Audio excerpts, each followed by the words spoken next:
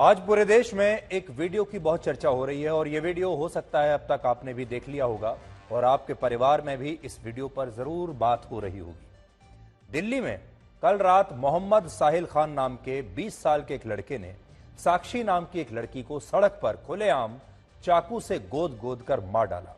साक्षी सिर्फ 16 साल की थी और वो मोहम्मद साहिल के साथ एक रिलेशनशिप में थी, ऐसा बताया जा रहा है। इसलिए आज हम इस खबर का एक विस्तृत विश्लेषण करेंगे और हमारे देश के हर माता पिता को यह विश्लेषण, हर परिवार को आज का यह विश्लेषण बहुत ध्यान से देखना चाहिए, क्योंकि ये जो पूरा मामला है सिर्फ अपराध का नहीं है, ये एक सामाजिक मामला भी है। लेकिन सबसे पहले आपको इस घटना की पूरी जानकारी देते हैं, आप समझ पाएंगे कि हुआ क्या। यह घटना दिल्ली के शाहबाद डेयरी इलाके की है, जो हमारे देश की सुप्रीम कोर्ट से सिर्फ 28 किलोमीटर और नए संसद भवन से सिर्फ 32 किलोमीटर दूर है। तो किसी दूर दराज के गांव की बात नहीं कर रहे हैं हम, किसी जंगल की बात नहीं कर रहे हैं, देश की राजधानी दिल्ली की बात कर रहे हैं। पुलिस के मुताबिक 28 मई को रात 8:41 पर साहिल और साक्षी का झगड़ा हुआ और इस झगड़े के दौरान जब साक्षी वहां से जाने लगी तो मोहम्मद साहिल ने अचानक उस पर हमला कर दिया और वो लगातार 10 मिनट तक साक्षी को एक खंजर से गोदता रहा। उसने साक्षी पर कुल मिलाकर 21 बार इस खंजर से वार किया और 3 बार उसके मुंह और पेट पर लात मारी और 5 बार एक बड़े पत्थर से उसके चेहरे को, उसके सिर को कुचल कर उसकी हत्या कर दी। ये सब कुछ वहां लगभग 10 मिनट तक सड़क पर खुलेआम सबके सामने होता रहा और इस दौरान कुल मिलाकर हमने जब गिना तो 17 लोग ऐसे थे, जी हां 17 लोग ऐसे थे जो वहां से यानी उसी सड़क से गुजरे, जिन्होंने यह सब कुछ अपनी आंखों से होते हुए देखा, लेकिन वो रुके नहीं और इनमें से एक ने भी साक्षी को साहिल खान से बचाने की कोशिश नहीं की। साक्षी सिर्फ 16 साल की थी और इसी साल उसने 10वीं कक्षा की परीक्षा पास की थी और उसकी एक सहेली का ऐसा कहना है कि यह लड़की पिछले 3-4 साल से साहिल खान को जानती थी और दोनों एक रिलेशनशिप में भी थे।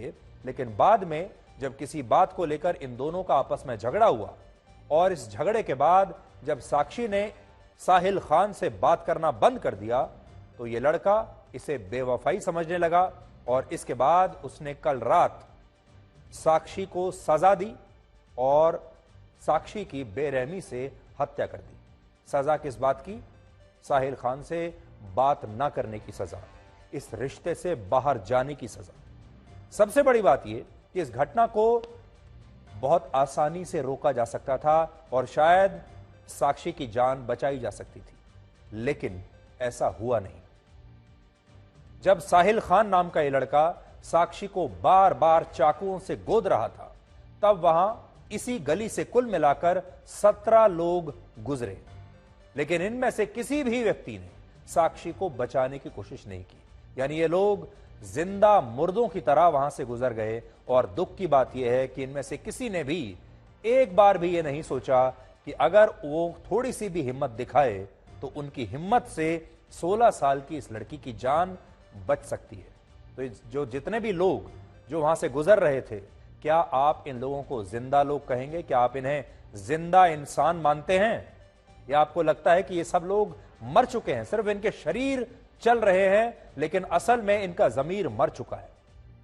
दिल्ली को अक्सर दिल वालों का शहर कहा जाता है, दिल वालों की दिल्ली कहा जाता है, लेकिन यह घटना बताती है कि दिल्ली अब पत्थर दिल वालों की दिल्ली बन चुकी है और वहां लोगों के सीने में दिल तो धड़क रहा है, उनकी सांसें भी चल रही हैं, हाथ पैर भी चल रहे हैं, लेकिन एक समाज के तौर पर ये सारे लोग शायद मर चुके हैं या इन लोगों ने अपनी संवेदनाओं का खुद से ही कत्ल कर दिया है। क्योंकि जिस दिल्ली में लगभग 2 करोड़ से ज्यादा लोग रहते हैं, वहां दिन दहाड़े एक 20 साल का लड़का एक 16 साल की लड़की की हत्या कर देता है। लेकिन यह देखकर इतने बड़े शहर में कोई विचलित नहीं होता।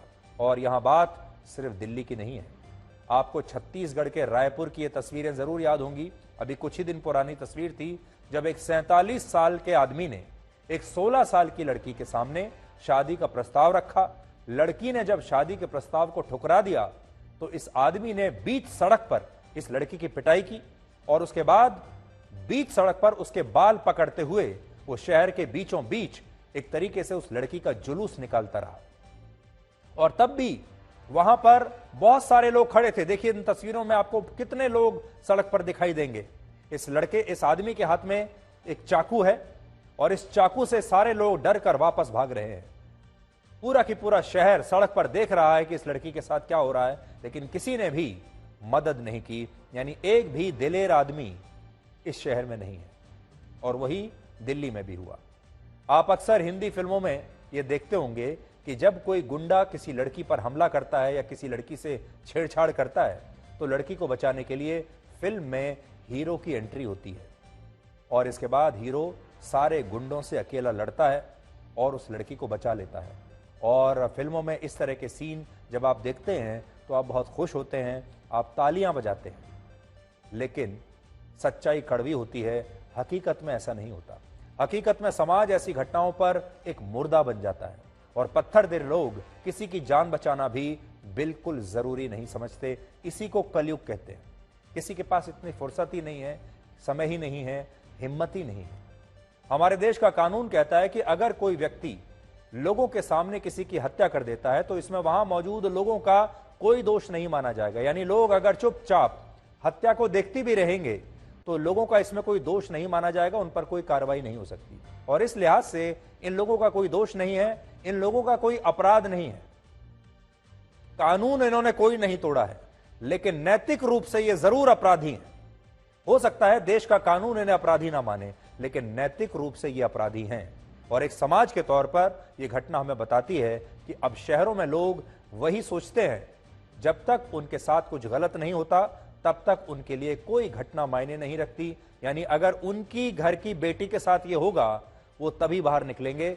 अगर किसी और की घर की बेटी के साथ हो रहा है, पड़ोस में किसी की बेटी के साथ ये हो रहा है, तो वो चुपचाप सीधे निकल जाएंगे, बचाने के लिए नहीं आएंगे। साहिल ने जब साक्षी की हत्या की उसके पास हथियार के रूप में सिर्फ एक खंजर था और जो आसपास के लोग थे अगर चाहते तो इस साहिल खान नाम के लड़के को रोक सकते थे, लेकिन किसी ने नहीं रोका।